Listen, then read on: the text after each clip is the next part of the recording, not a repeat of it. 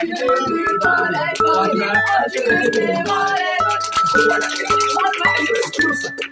рождения тебя! С днем рождения тебя! С днем рождения, с днем рождения, с днем рождения,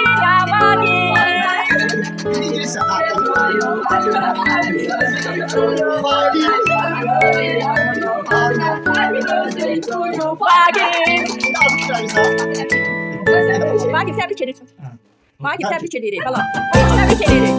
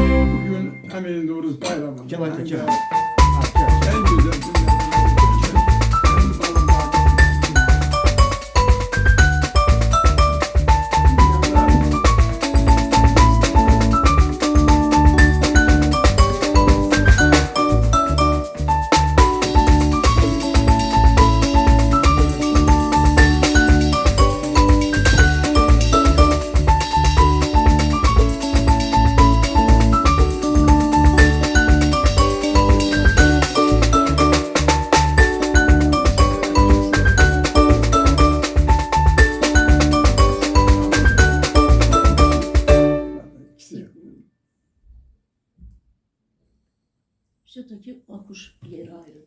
Bakuş benim adımı daşıyır. Hamısı bunlar benim balamdır. 5 balamdır. Nastoş böyle Fatoş balamdır. Biri senin adını taşıyır, biri kardeşin Bir adını. anamın adını taşıyır. Anamın adını taşıyır. Yani bu yaşadır da, onun adını yaşadır. Ona göre de nemelerim Nastoş Evzenesi'nin adını taşıyır.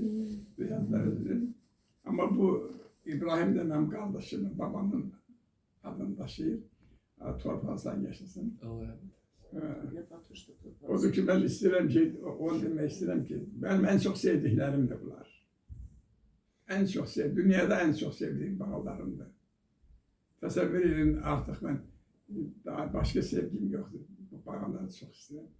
Ona göre de bugünleri ben Vagif balamın neçə yaşlar? 16 yaşını təbrik edirəm. Ona uzun ömür, can sağlığı, hayatta şans, güzel günler, qoy onun dostlar həmişə rahat eləsin, onu sevənlər rahat eləsin. Güzel kızı rahat eləsin anam. Həsən kızları xoşlamır.